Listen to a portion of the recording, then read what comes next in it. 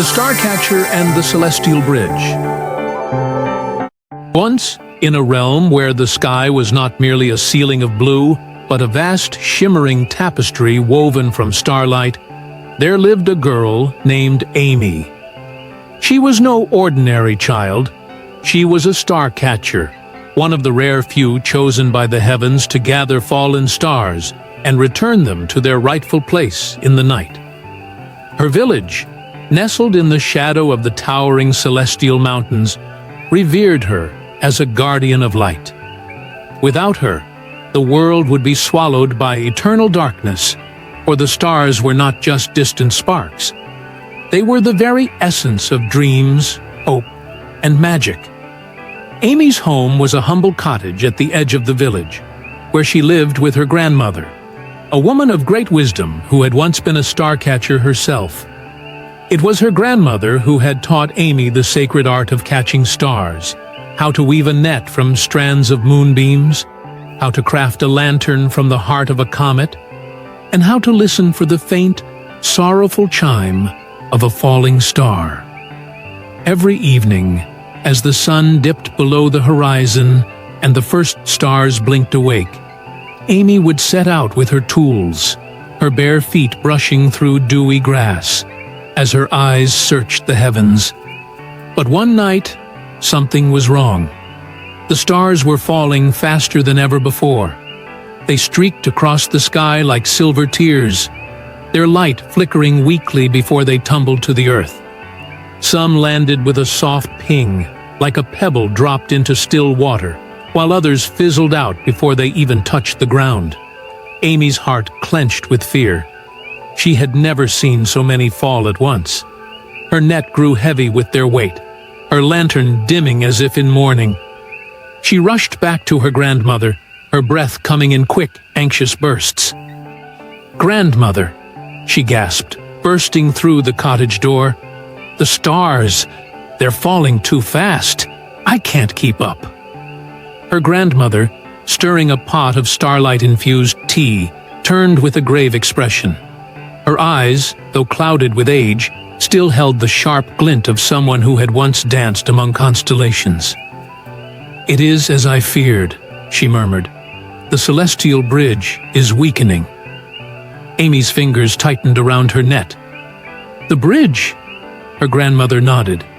"The celestial bridge is what binds our world to the heavens. It is the path the stars walk upon to shine in the night. If it crumbles, they will fall forever, and darkness will consume all."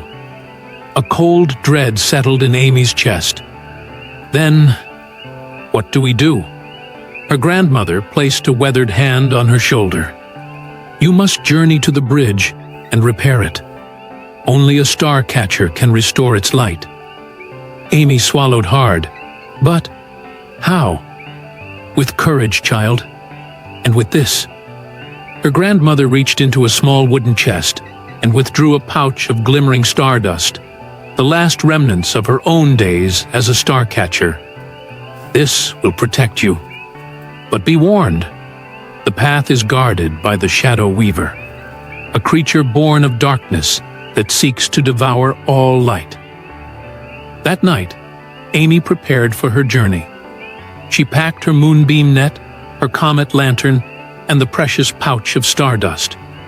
She kissed her grandmother's wrinkled cheek, trying to ignore the way her own hands trembled. "I'll come back," she whispered. Her grandmother smiled. "I know." The journey begins. The first leg of Amy's journey took her through the whispering forest, where the trees murmured secrets of the stars. Their leaves shimmered with an eerie glow, casting shifting patterns of light and shadow on the mossy ground. Then came the howling. A pack of shadow wolves emerged from the darkness, their eyes burning like embers, their forms wispy and insubstantial, yet no less deadly. Amy's breath hitched as they circled her, their growls vibrating through her bones. She clutched her lantern. Light drives back darkness.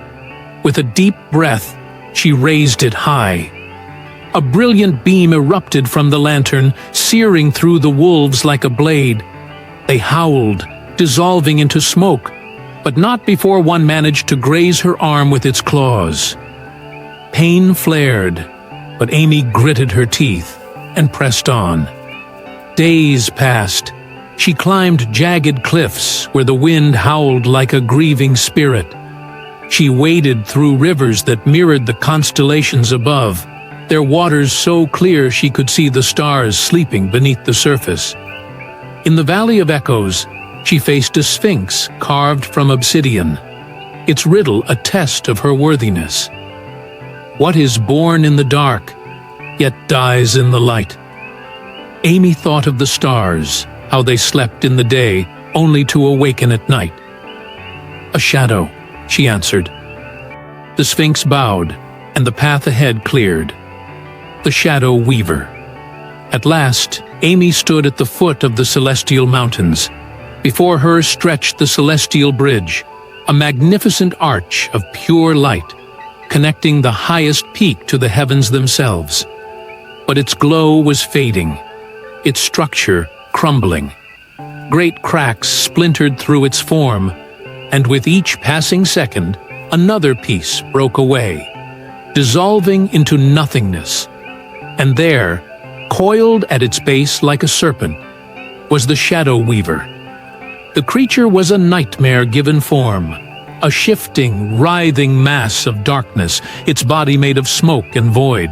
Its eyes were pits of nothingness, and when it spoke, its voice was the sound of silence itself. "You cannot pass, Starcatcher." Amy's grip tightened on her lantern. "I have to. The bridge will fall, the stars will die, and darkness will be eternal." It lunged. Amy barely dodged, rolling aside as its claws raked the ground where she had stood. She swung her lantern, and light flared, but the Shadow Weaver only laughed, its form reassembling like mist. "Your light is weak." Desperation clawed at her. She couldn't fight it, not like this. Then she remembered the stardust. With shaking hands, she tore open the pouch and flung its contents into the air. The tiny particles exploded into life, swirling around the Shadow Weaver like a constellation given form. The creature shrieked as the starlight seared its darkness, its body writhing in agony. Now, Amy threw her moonbeam net. It unfurled like a living thing, its threads glowing brighter as they ensnared the Shadow Weaver. The creature thrashed, its screams echoing through the mountains, but the net held. With one final ear-splitting shriek, the Shadow Weaver dissolved into nothing. Silence. Then, a single star, high above, twinkled. The healing of the bridge.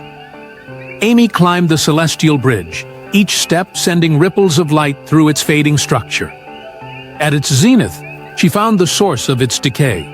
A massive crystal, cracked and dim, its glow nearly extinguished. This was the heart of the bridge. She placed her lantern before it and poured the last of the stardust over its surface. Then, closing her eyes, she began to sing. It was the song her grandmother had taught her, the song of the stars, a melody of creation, of hope, of light refusing to surrender to the dark. Her voice rose, soft yet unshakable, and the crystal responded. The cracks began to mend.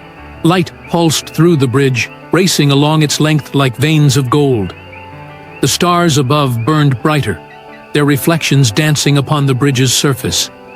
And then, it was whole. The celestial bridge blazed with renewed brilliance, its light so intense it painted the night in hues of silver and blue. The stars, once falling, now shone steady and strong, their glow reflected in Amy's tear-filled eyes. As she descended, she noticed something new in the sky, a constellation shaped like a lantern. Amy's light, a beacon for all who dared to hope. Return home. When Amy returned to her village, she was met with cheers, tears, and embraces.